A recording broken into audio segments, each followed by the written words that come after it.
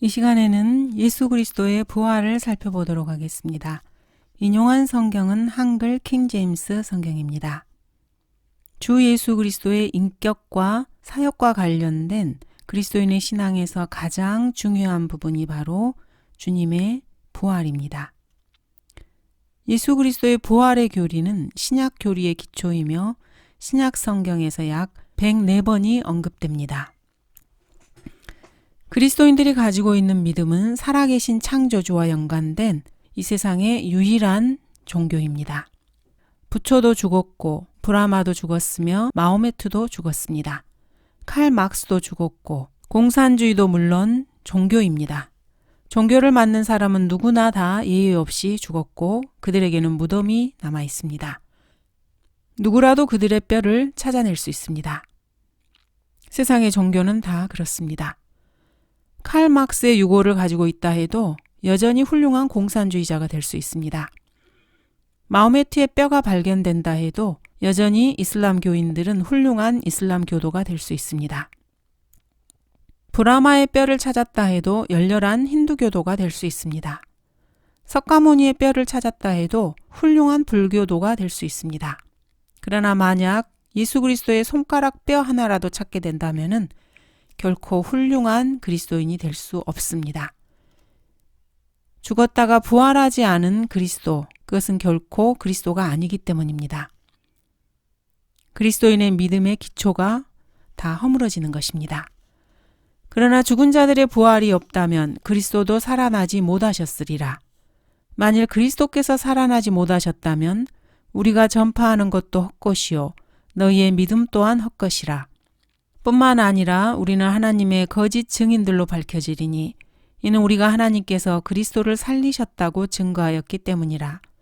만일 죽은 자들이 정녕 살아나지 아니한다면 그분께서 그리스도를 살리지 아니하셨으리라.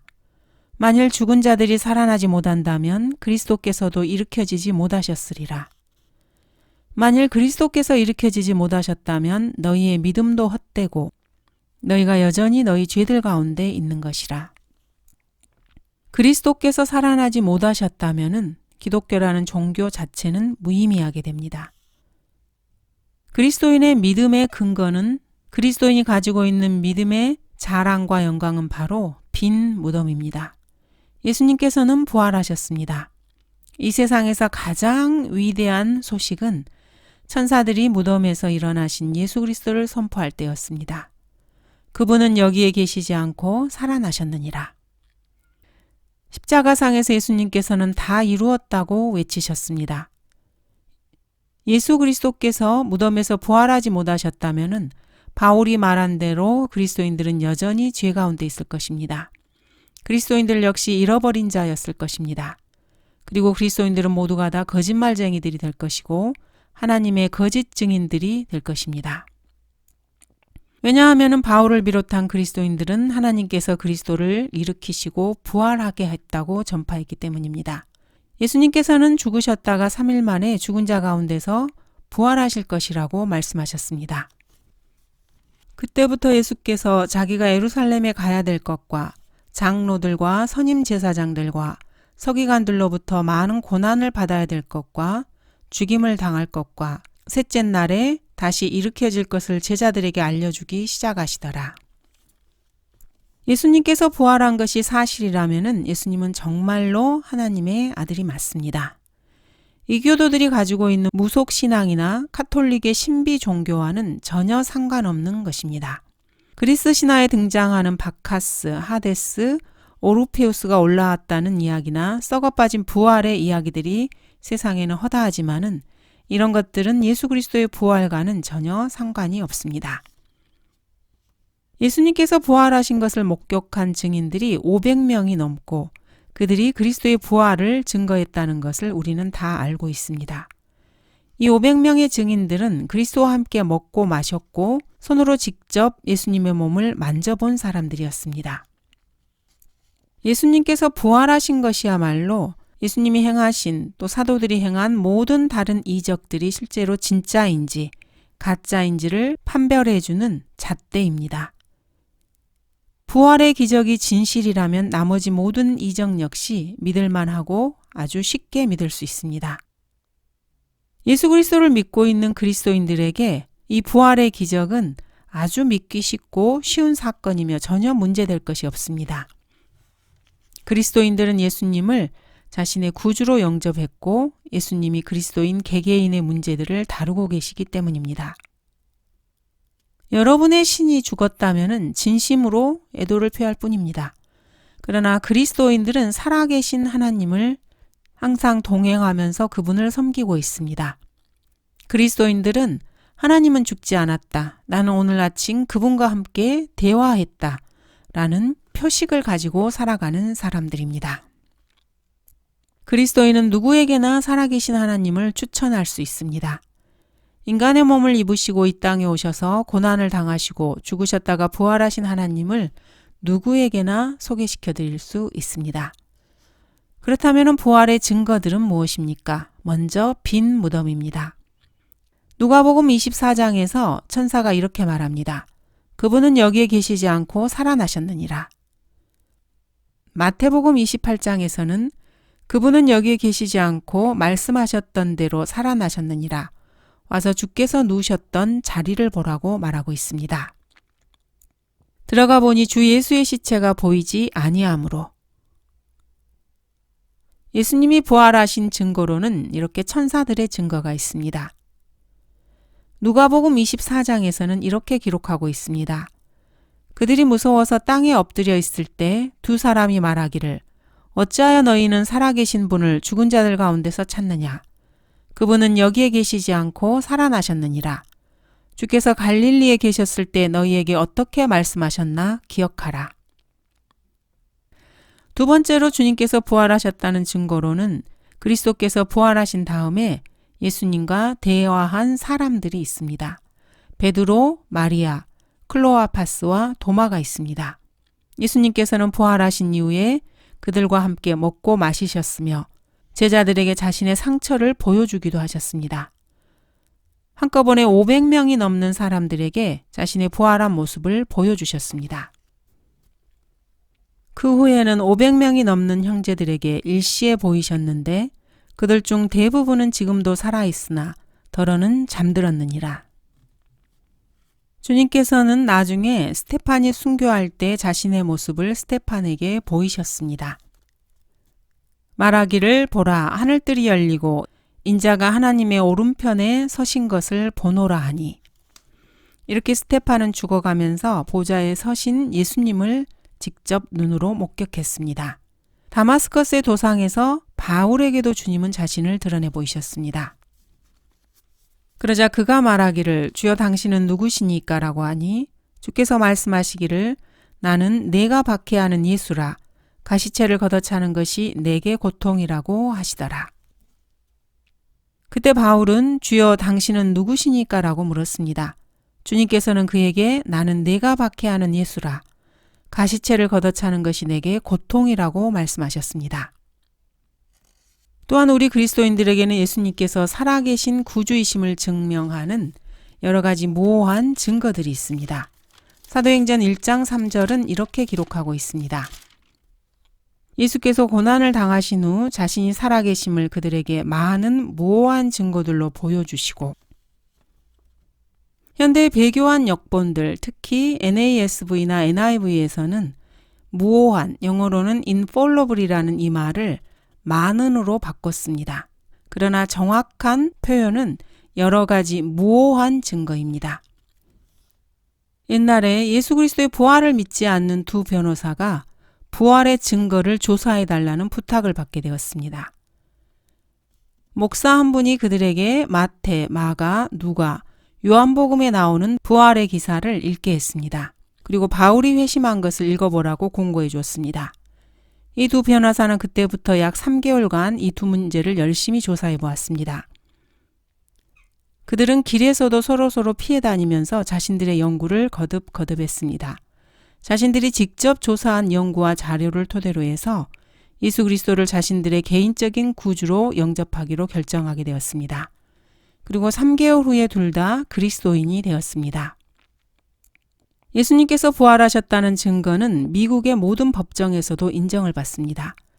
미국의 법률에 따르면은 만약 증인이 증언을 하고 그 증언에 동의하면은 그 증언은 기록된 문서로 남게 됩니다. 이 문서를 분명히 반박할 수 있는 증거가 나오기까지는 취소되거나 폐기될 수가 없는 것입니다.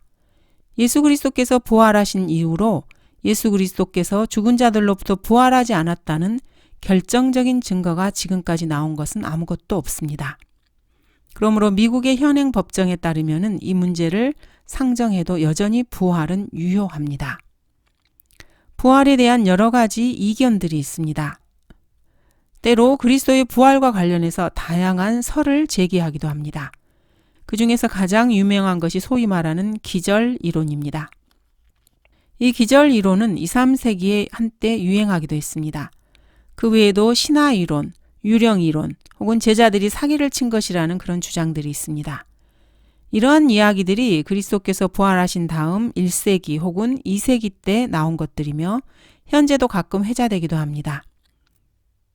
먼저 이 사기 이론에 대해서 살펴보도록 하겠습니다. 이 사기 이론은 부활에 관한 모든 이야기가 꾸며낸 사기극이라는 것입니다. 하지만 역사와 성경을 살펴볼 때 이 이론은 단호하게 부정됩니다. 여러분이 아무리 밤을 새워가며 부활을 뒤집어 엎을 만한 이론을 만들어낸다고 해도 아무런 효과가 없을 것입니다. 2억에서 9억 명 정도의 성도들의 삶을 바꿔놓은 이야기가 거짓 이론에서 나올 것이라고 생각할 수 있습니까? 그중 적어도 2천만 명은 부활에 대한 자신들의 신앙으로 순교를 했습니다. 그렇다면 이들이 사기극을 믿느라고 죽었단 말입니까? 고문, 화형, 채찍, 온갖 박해를 사기극에 대한 믿음을 지키려고 견뎌냈다는 것입니까? 성도들이 불 가운데서 고통을 받으면서 혀가 뽑히기도 하고 참기 힘든 고문을 견뎌냈던 그 힘이 거짓 이론에서 출발했다는 것입니까? 부활이 거짓이고 사기라면은 1천만 명이 넘는 성도들이 기꺼이 자기 목숨을 내어놓으면서 승리의 창가를 부르며 죽음의 문을 넘어선 것을 어떻게 이해할 수 있겠습니까? 부활이 가짜라고 주장하는 영지주의자들, 무신론자들, 공산주의자들, 영성주의자들 역시 그들의 이론을 위해서 그렇게 죽어간 자들은 없습니다. 오늘날 초월 명상을 열렬하게 옹호하는 사람이 있다 해도 자신이 믿는 이론을 위해서 목숨을 내놓은 사람은 없습니다. 요가나 힌두교에서 승리의 창가를 부르며 죽음을 향해 나아갔다는 증거를 남긴 사람들은 없습니다. 그러나 여러분들은 바로 성경에서 이 세상이 아닌 다른 세상을 위해서 저 멀리 있는 천상을 향해서 고통과 고난을 당한 사람들의 진술을 보게 됩니다. 내가 선한 싸움을 싸우고 달려갈 길을 마치고 믿음을 지켰으니 이후로는 나를 위하여 의의 면류관이 마련되어 있어 의로운 재판관이신 주께서 그날에 그것을 내게 주실 것이며 하나님께 영광을 나의 눈을 여사 황금문을 보게 하시고 내가 거기를 통과하는 것을 보는도다. 종교인들의 글에서는 이러한 고백을 찾을 수 없습니다. 내가 만족하리로다. 진실로 내가 만족하리로다. 이러한 고백 역시 이 세상에 그리스도인 말고는 할 사람이 없습니다. 예수님의 부활이 거짓이고 꾸며낸 사기라면은 그것은 인류 역사에서 가장 큰 사기이고 거짓이며 무신론과 과학, 종교, 철학, 교육이 낳은 그 어떠한 사기보다도 더 큰 사기입니다. 두 번째로 기절 이론을 주장하는 사람들도 있습니다. 예수님께서 죽은 것이 아니고 그냥 기절했다는 주장입니다. 군인들이 예수님을 죽이지 않고 차가운 무덤에 넣어두었는데 짙은 향료 냄새 때문에 다시 깨어났다는 것입니다. 정말로 그렇습니까?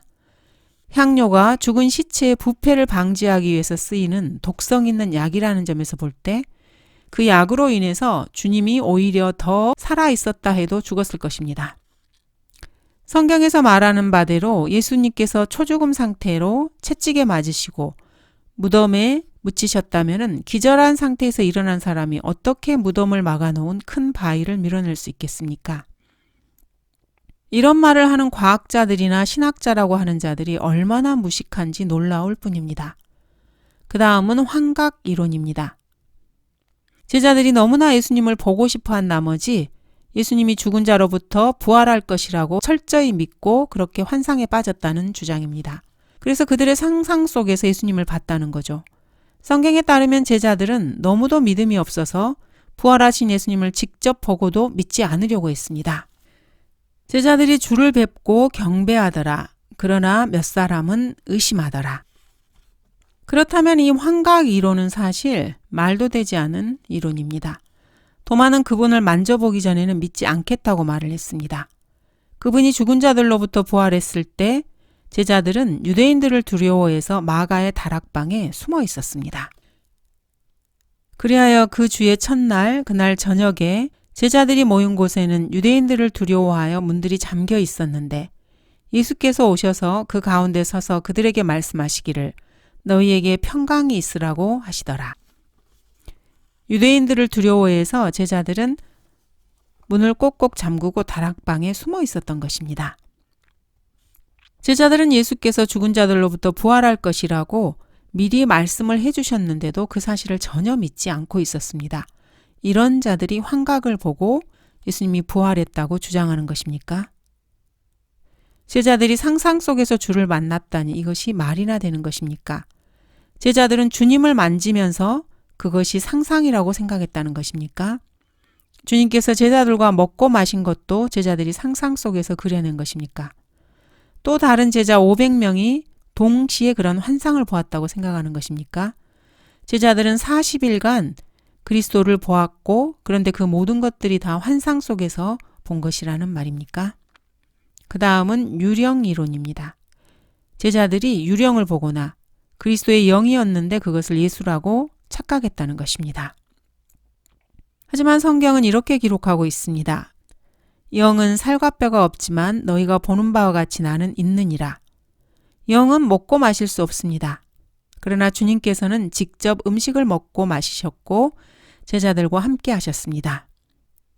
심지어는 신화 이론이라는 것도 있습니다. 고대 그리스 비극에서 전래되어 온 신화적 요소들로 구성된 말도 되지 않은 이야기입니다. 하지만 성경에 기록된 전체 내용은 이러한 주장들이 모두 다 거짓말임을 증거하고 있습니다.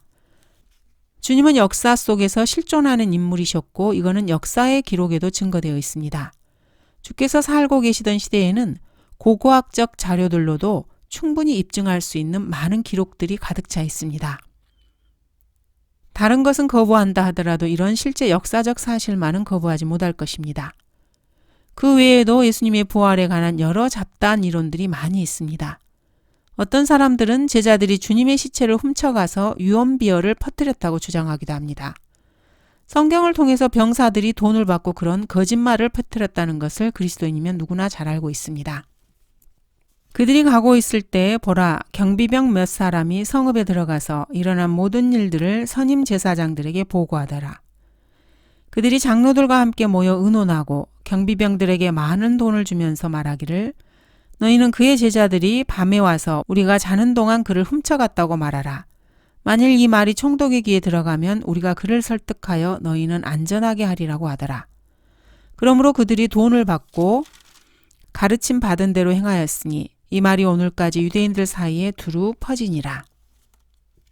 로마 병사들이 무덤을 지키고 있는데 어떻게 해서 제자들이 시체를 훔쳐갔단 말입니까? 무덤을 지키고 서 있는 로마 병사들과 함께 죽은 시체를 훔쳐갔겠습니까? 전문 군인을 상대로 그런 일을 직업 어부들이 감행했다는 것입니까? 글쎄요. 제자들이 와서 무덤에 돌을 밀어내고 들어가서 시체를 가져가지 않았을까요? 이렇게 말하는 사람도 있습니다. 참으로 어리석은 소리입니다. 성경에 따르면은 무덤 안에는 머리맡에 시체를 쌌던 옷이 그대로 놓여 있었다고 기록되어 있습니다.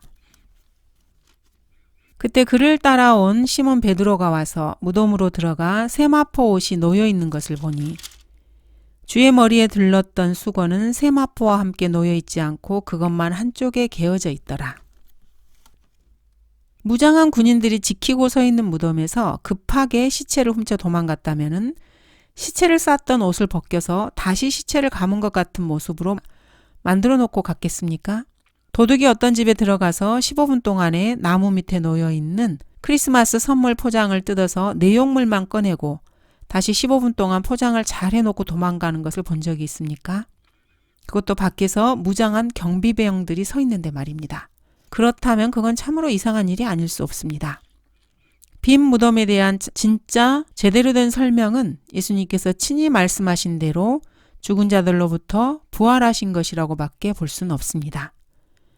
베드로는 하나님께서 그를 사망의 고통에서 풀어 살리셨으니 이는 그가 사망에 매여 있을 수 없었기 때문이라고 말합니다. 부활하신 예수님의 몸은 과연 어떤 몸이었을까요? 우선 그 몸은 살과 뼈를 가지고 있었습니다. 나의 손과 나의 발을 보라. 바로 나니라. 나를 만져보라.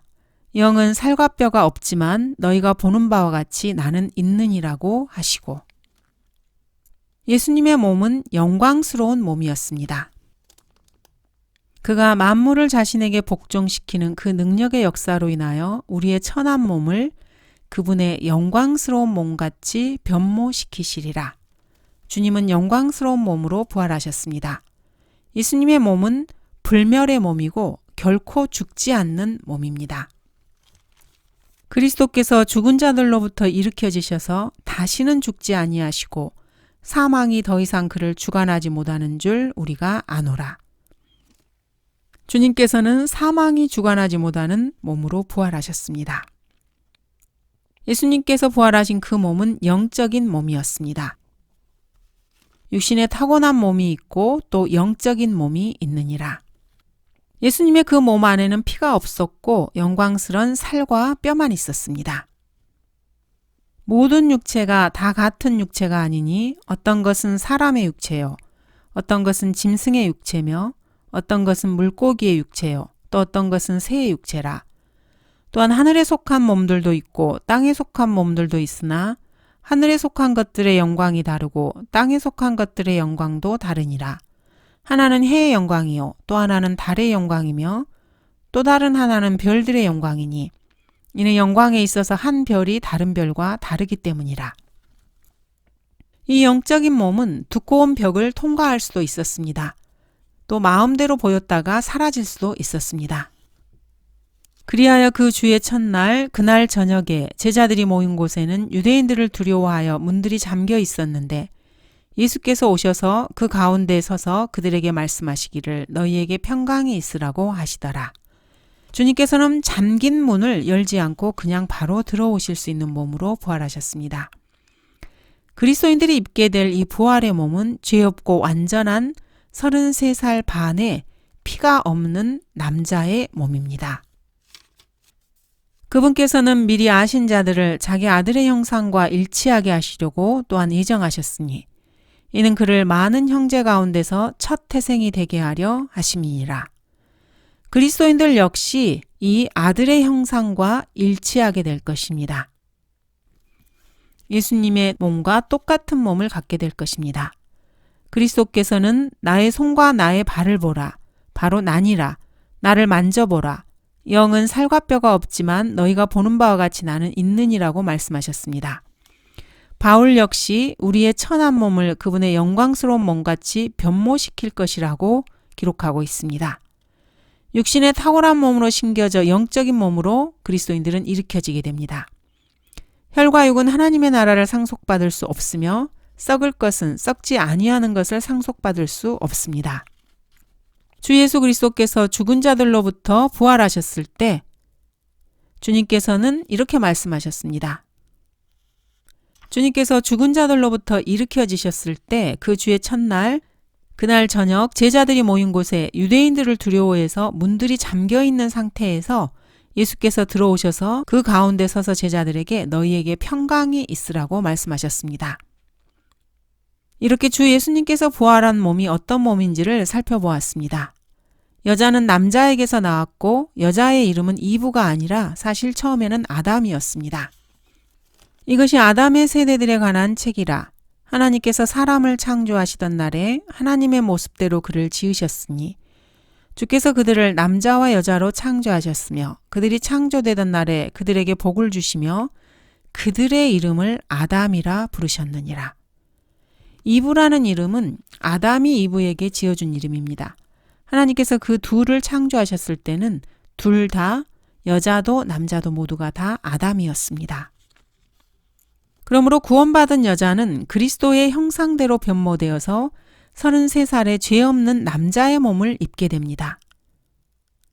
모든 그리스도인들은 로마서 8장에 있는 말씀대로 하나님께서 그의 아들의 형상과 일치시키려고 예정해 놓은 사람들입니다.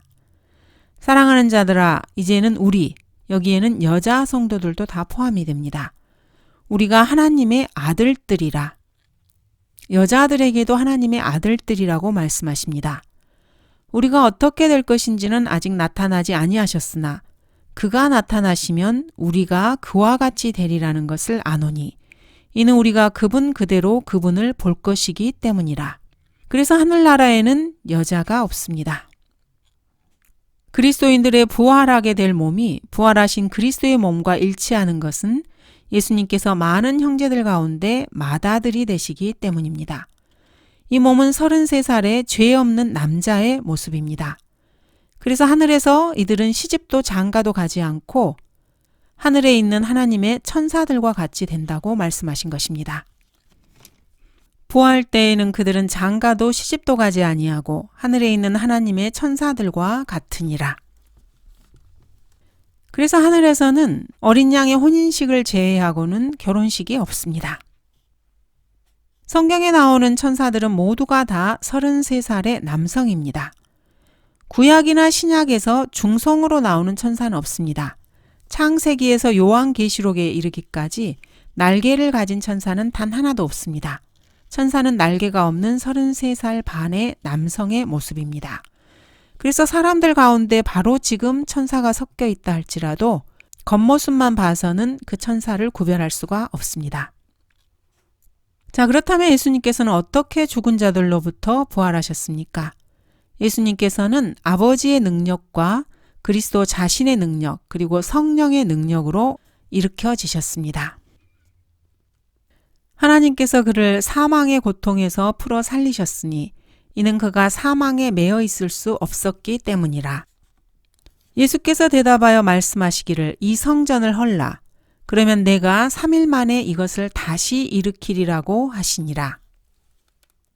그리스도께서도 죄들로 인하여 한 번 고난을 받으사 의인으로서 불의한 자를 대신하셨으니 이는 육신으로는 죽임을 당하셨으나 성령에 의하여 살림을 받으심으로 우리를 하나님께로 인도하려 하심이라.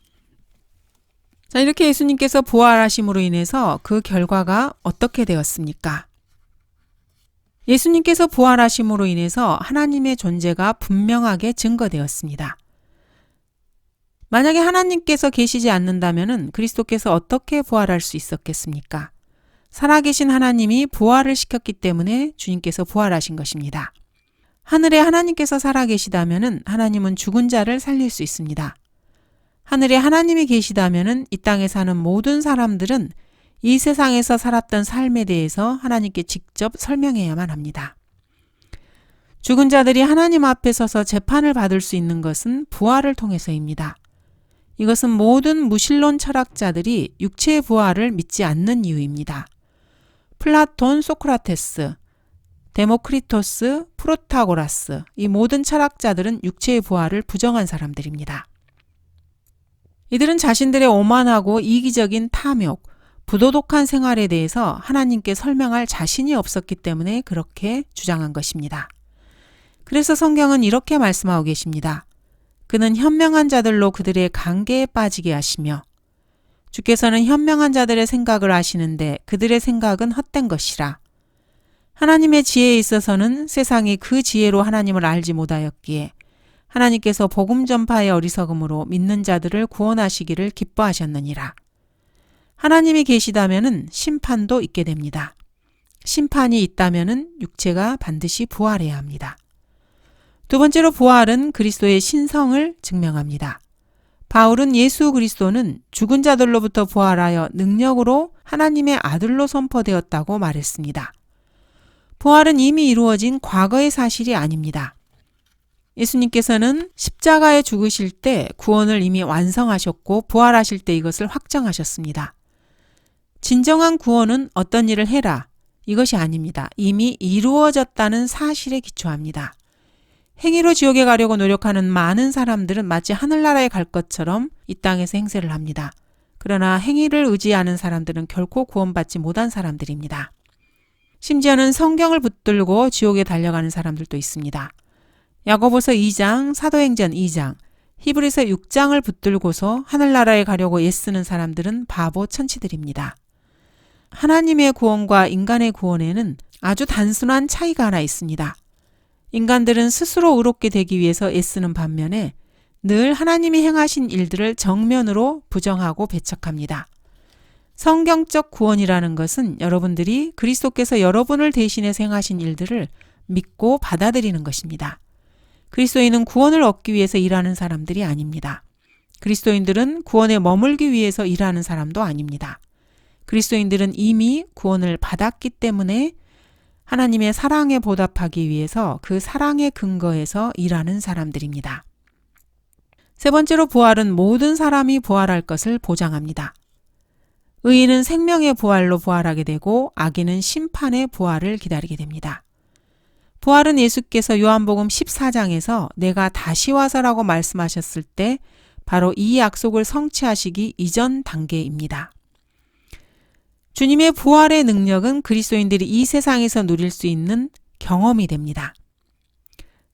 바울은 그러나 우리가 이 보물을 질그릇에 가졌으니 이는 그 능력의 탁월하심이 하나님께 있는 것이지 우리에게 있는 것이 아님이라고 말했습니다. 부활하신 주 예수 그리스도께서 그리스도인들 안에서 자신의 생명을 살려내심으로써 그리스도인들이 생명의 새로움 안에서 살 수 있게 되는 것입니다. 부활은 주님의 재림, 그리스도의 신성, 구원의 완성, 하나님을 기쁘시게 할 수 있는 생명에서 살게 될 그리스도인들의 삶 등의 모든 것과 연관이 되어 있습니다. 성경에서 내가 없는 지금도 더욱더 두려움과 떨림으로 너희 구원을 이루라고 말씀하실 때 그리스도인이라면 정말로 주의해야 합니다. 이 말씀은 사람들이 구원받기 위해서 뭔가를 행해야 한다는 그런 것과는 전혀 상관이 없습니다. 이는 너희 안에서 역사하시는 분은 하나님이시니 거듭나서 구원받은 하나님의 자녀들은 질그릇 안에 성령님을 모시고 있는 사람들입니다. 성령께서는 그리스도의 부활을 증거하고 나타내 보이시고 그리스도인들에게 다가올 영광과 소망을 주시고 또한 부활의 능력을 주시기 위해서 오셨습니다. 주 예수 그리스도께서 부활하셨다는 사실은 이 세상에서 기도의 능력을 제외한 가장 큰 능력입니다. 기도의 능력은 바로 부활의 능력을 그리스도인들에게 공급해주는 수단입니다.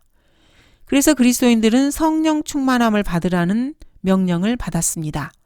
그리스도인들 안에서 그리스도께서 형상을 이루시도록 명령을 받은 것입니다. 부활의 능력은 원자탄의 능력을 훨씬 능가합니다. 수소폭탄이나 중성자탄을 능가합니다.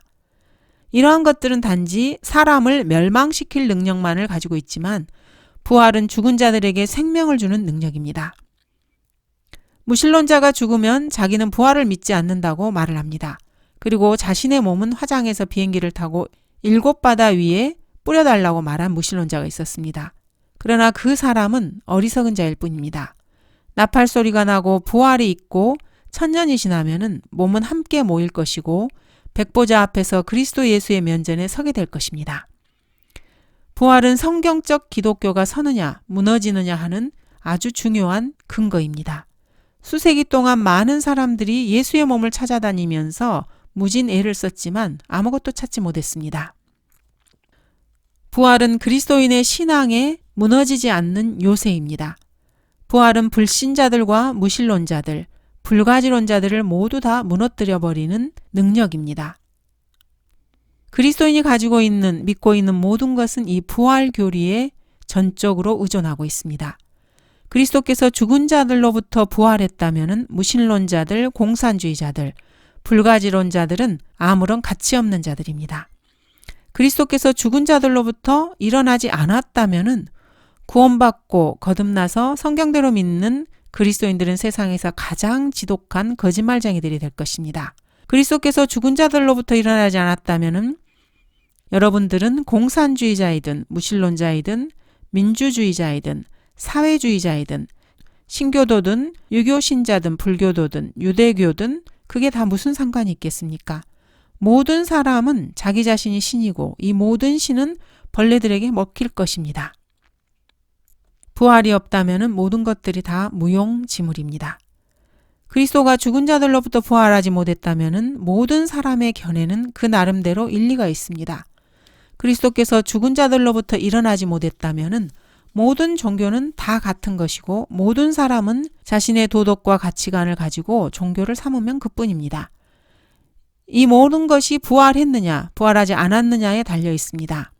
예수 그리스도께서 부활했다면 세상의 모든 종교와 철학은 헛된 것이고 부활하지 못했다면 그리스도인들은 비참한 자들입니다.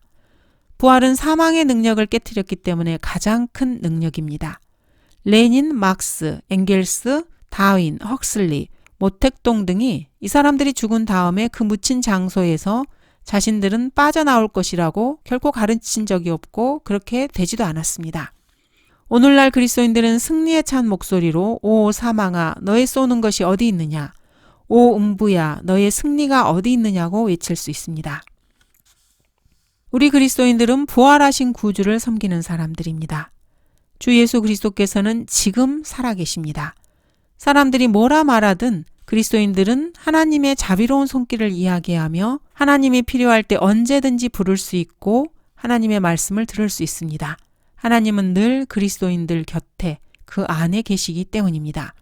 정복자 예수 그리스도와 함께 그리스도인들이 진군한다면 승리는 항상 우리 그리스도인들의 것입니다.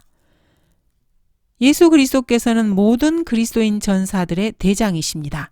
그러므로 그리스도인들은 결코 패배할 수 없습니다. 그리스도인들은 늘 승리의 편에 서게 됩니다. 일시적으로는 패배할 수 있지만은 결국은 승리하게 될 것입니다. 이런 까닭에 우리가 낙심하지 아니하노라.